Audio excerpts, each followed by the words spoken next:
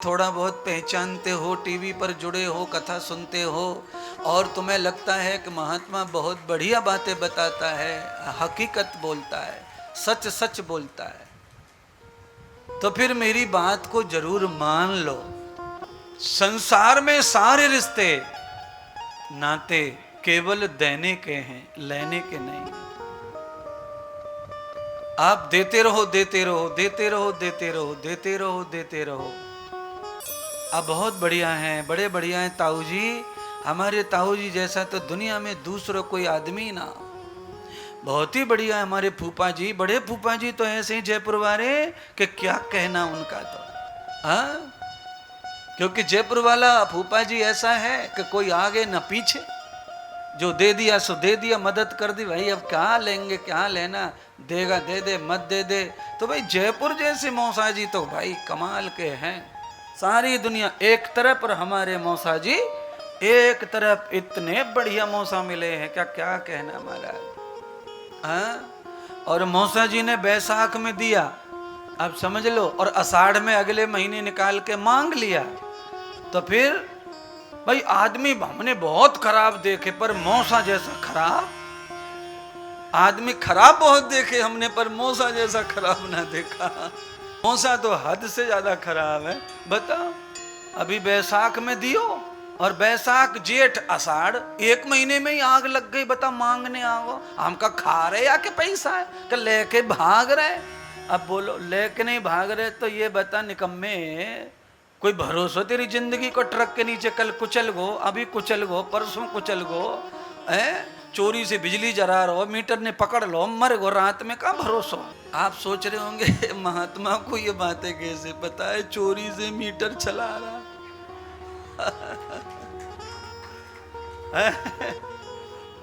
भाई सन्यासी हूं मैं अंदर से, बाहर से तो मैं तुम्हारी तरह इंसान हूं। मैंने मन को, बुद्धि को सन्यासी बनाया है, अपनी विचारधारा को सन्यासी बनाया है, पर व्यवहार को सन्यासी बनाकर तुम्हारे से जोड़ के रखा है, जिससे तुम्हारी चीजों को कुछ समझ सकूं और तुम्हें समझा भी सकूं, तुम्हें उधार सकूं, तुम्हें संभाल सकूं। मेरे व्याख्यान को जरा समझने का प्रयत्न करना बंधुओं। मैंने आज कथा शुरू की, उसके बाद व्याख्यान शुरू किया। मैत्रेय ऋषि तत्काल समझ गए कि संसार में जीवन पत्नियों के लिए नहीं है। नारद की वाणी को सुन के मैत्रेय ऋषि को वैराग्य आ गया और अपनी पत्नियों को जाकर कहा कि मैं एक पल भी अब तुम्हारा साथ नहीं करूंगा, अब मुझे संसार नहीं चाहिए। क्यों संसार क्यों नहीं चाहिए पल भर के लिए नारद जी को? क्योंकि नारद जी जानते हैं कि पल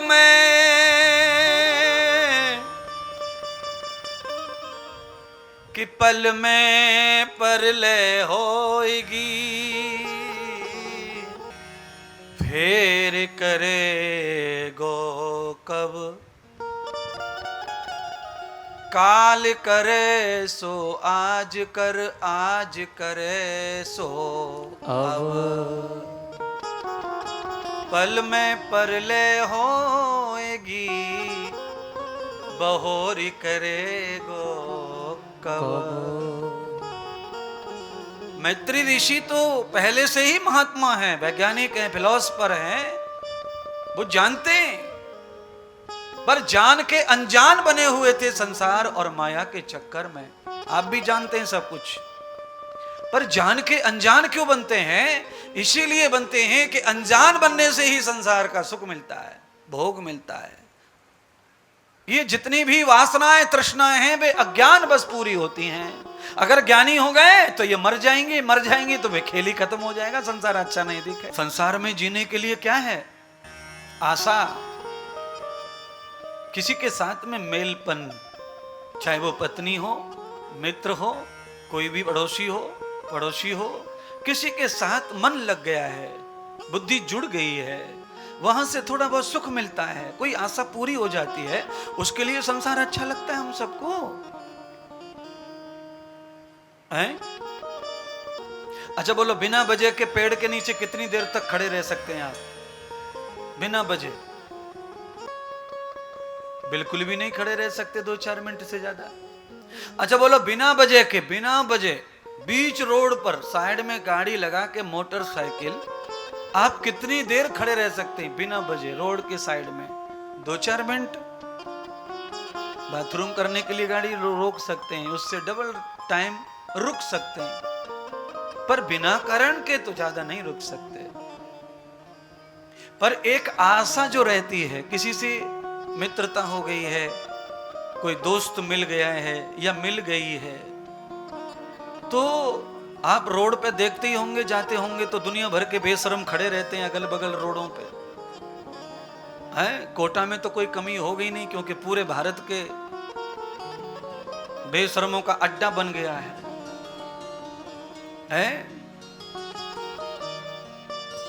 स्कूटी बेपरवाह घूम रही हैं।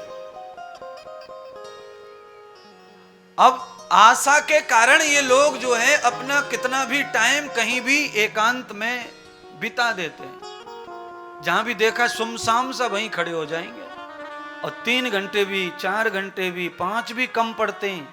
अच्छा, इनके पास में बातें कहां से आती हैं इतनी देर तक?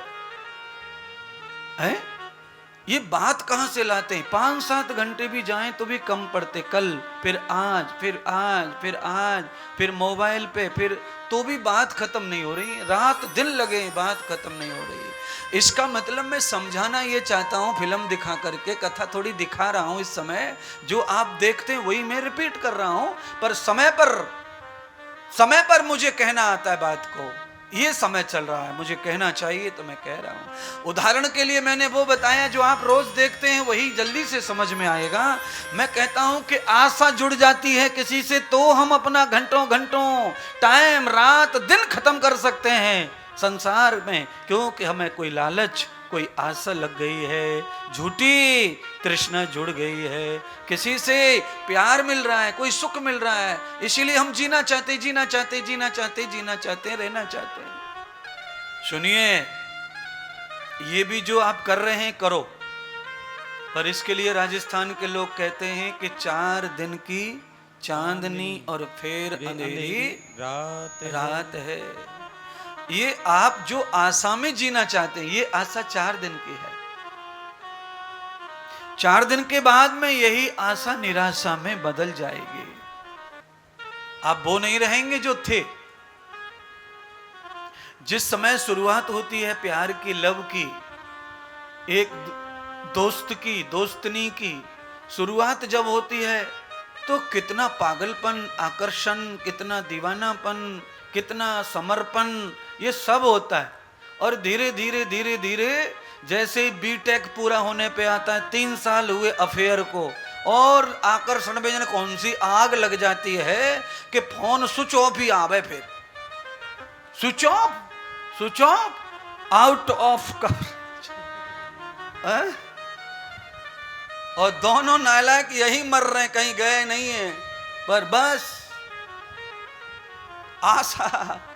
ये 4 दिन की चांदनी और फिर अंधेरी रात है। इसीलिए आप जरा राजस्थान की भूमि चित्तौड़ पर आइए, थोड़ी सी दूर है, वहां पर भी एक कन्या आई, विवाह करके एक बढ़िया राजपुताना घर में, राजा के घर में, और उन्हें भी प्रेम हो गया, और वो अपने विवाह परिवार को, पति को छोड़कर उस प्रेम के लिए चली गई श्री धाम वृंदावन में।